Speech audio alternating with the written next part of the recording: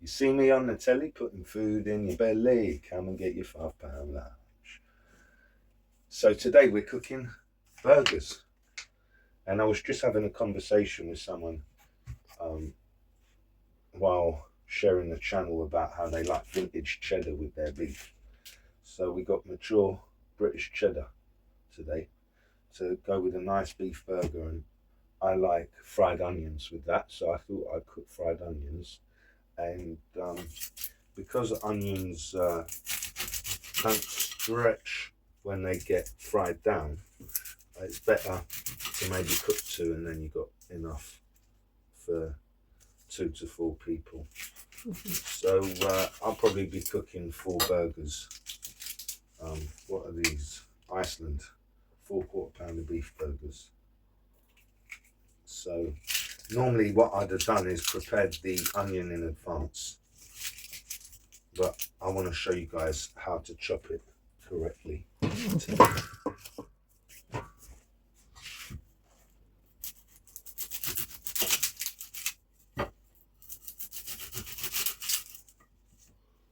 So that's how I chop it. Chop the tops off, then halve it. Take the outer layer out. Could be 1 or 2.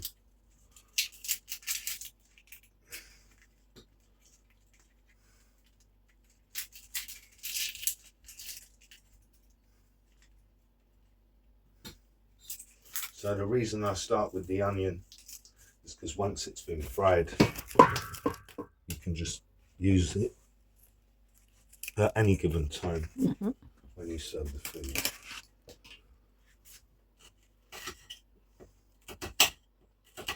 So then you cut it all the way, but not quite to the top. So you get these grooves in there, and then you go sideways. You've got a lovely chopped onion ready for a burger once fried. And you remember how to hold things when you're chopping, so I taught you already.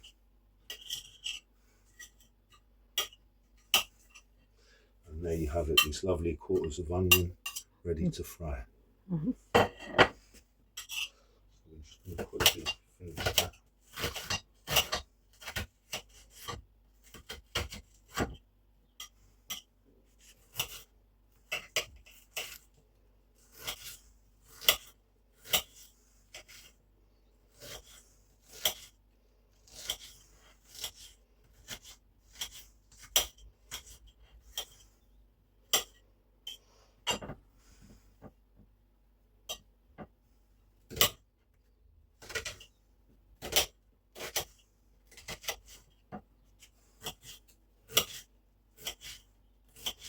Bit of onion juice just splurted into my eyeball there, but if you're quick enough chopping the onion and quite tall like me, you don't have to cry.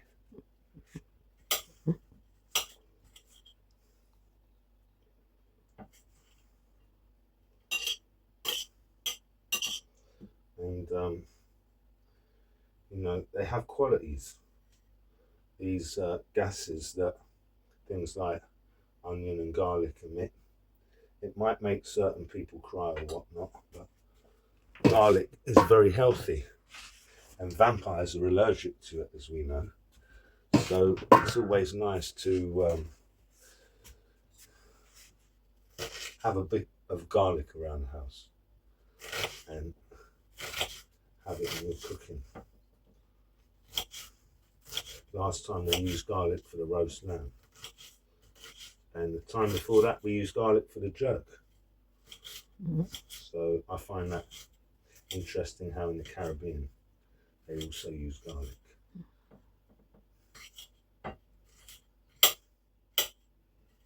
Well, in the UK I should say. But I find the French enjoy garlic more than the English. The English, you find quite a lot of them don't like garlic. But there you have it, all finally enough chopped up ready for a burger. You want about that size, should do.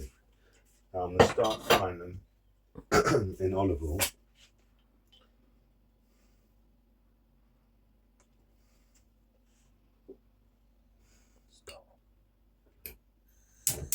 there we have it. Onions getting ready to fry.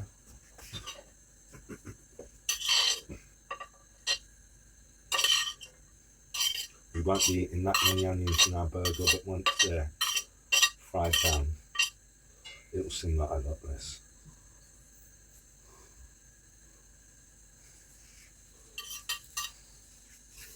And now for the easy bit, the burger fry. So olive oil again. So I'm going to teach you guys something today. The way you fry your burger or stare cashew, let the oil heat up a bit, is the same way you would cook a steak or a bit of seafood. You'd fry it with olive oil.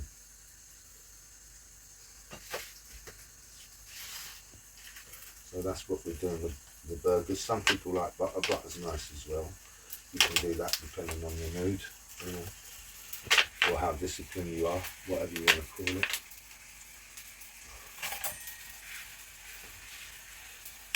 And they're just all getting cooked.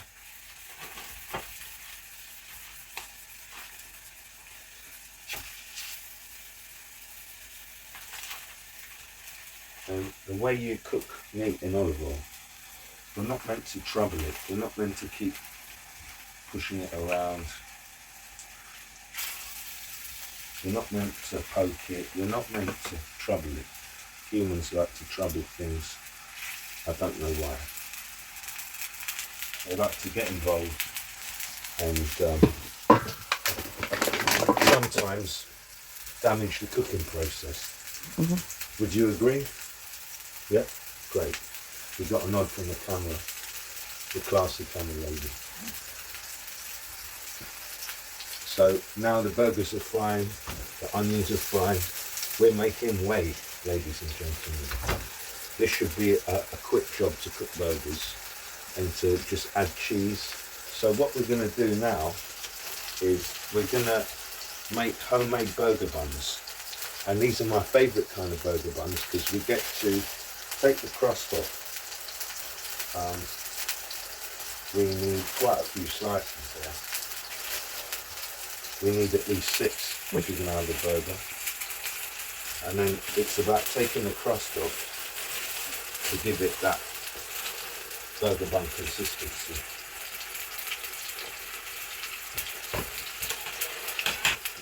So very easy.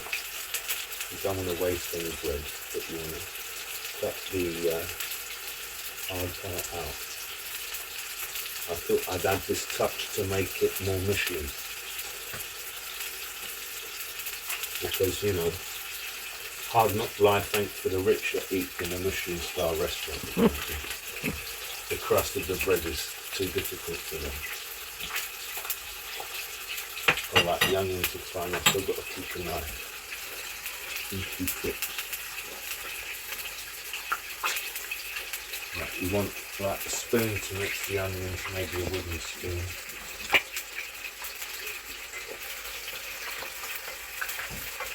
Make sure I will get a bit of olive oil. At least the bread's not cooking, so nothing's getting burnt there. But we need to stay in control of the meat. One thing I didn't do for the meat is seasoning it as well, so I've got to do that now with the good old sea salt and pepper. So in the hands first.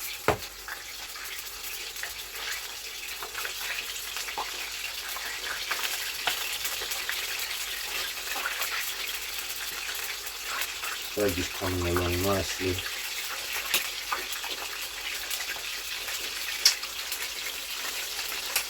Beef and pepper for me is a great combination. You've got to have it. So I'm going to keep it simple with a lady. See how they're getting on. So we're going to brown them later. We're just going to turn them because they started browning on one side.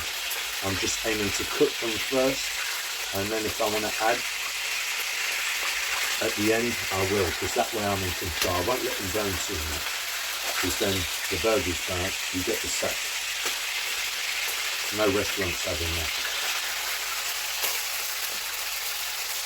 Now you've got to season the other side, let's not forget. Otherwise, half your burger season, what's the point? You haven't seasoned the onions, that's something you see. I know it's just salt and pepper. You know, you could add jerk seasoning to the onion if you wanted to, spice it up a bit, but I'm just keeping it plain and simple and basic with these burgers today. A bit more pepper, salt and pepper on the onions, and then we're back to the buns. So this should be finished in no time at all now. 5 minutes cooking. The burgers are halfway there. Onions are starting to brown and caramelize. So onions need salt.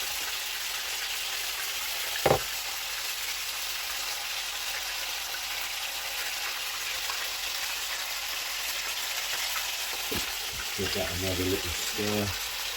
Burgers are looking more ready. Is that starting to get the taste buds and appetite up? Good. I think so. I cook it to perfection. So perfection it is.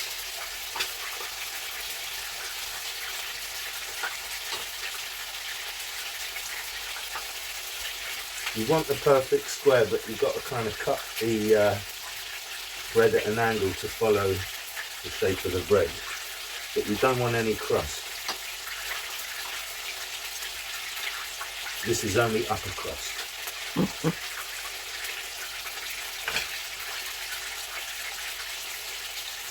Perfect burger buns, there you have it. Wonderful. Now I'm making a bit of mess, but that can all be sorted and the birds can be fed and happy.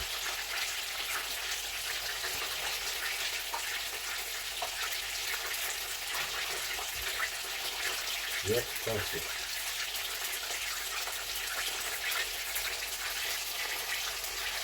Now, I don't really see any crust in there.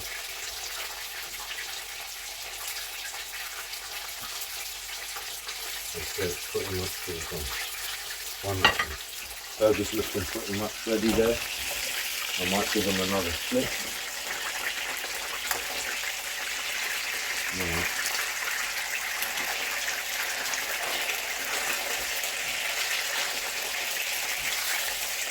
It's still red in the middle, so they're starting to brown on one side. I'll let them brown on the other, and they should be pretty much ready. So if you have to trouble the meat, it's just to check it. So we check the meat. So we flipped it again because we deemed it. And now, as one side of the pan's getting hot, I try and balance it out and move the pan around. Now the onions are looking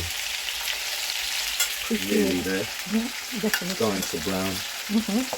I don't want them too brown, but they need to start getting soft.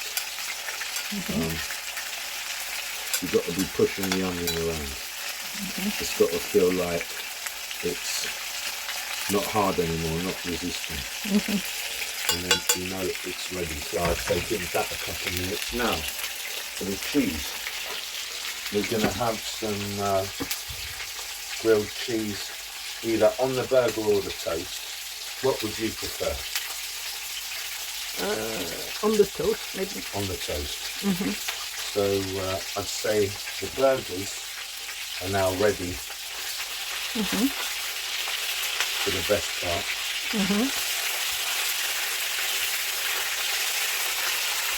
So I'm going to turn them off and let them carry on.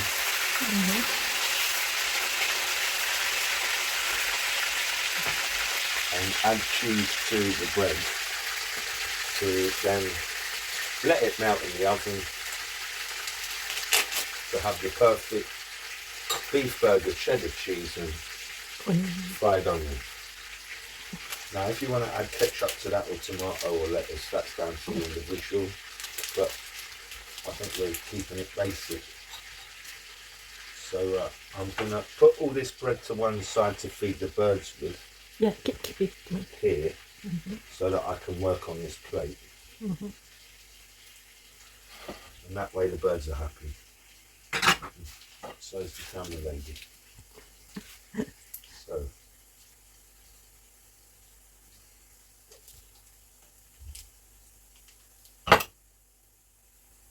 trying to get consistent slices to line the bread with.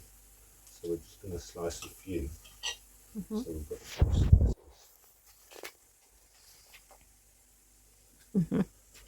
And they look pretty much ready. Thank you. Oh, switch on.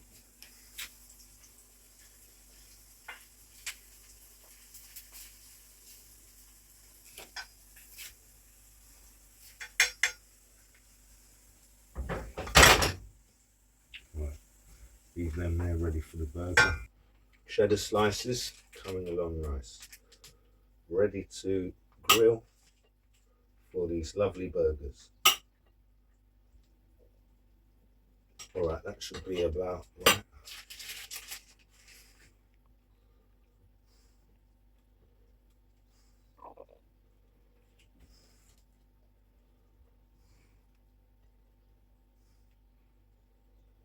So you're just placing them on the bread so that once it melts, it don't go all over the grill and all over the place.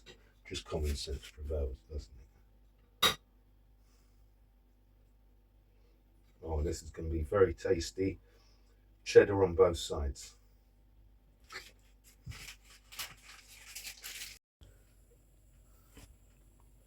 So here we have it, the last bit with the cheese grilling. I'm not a big fan of cheese, I like it melted, but a good melted cheddar can't go wrong.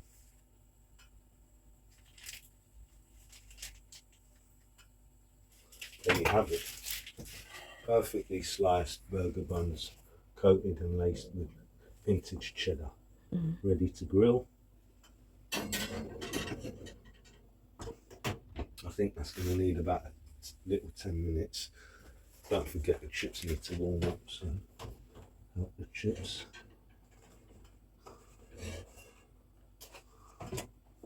And that should be perfect. 10 minutes, it'll be ready for the burgers.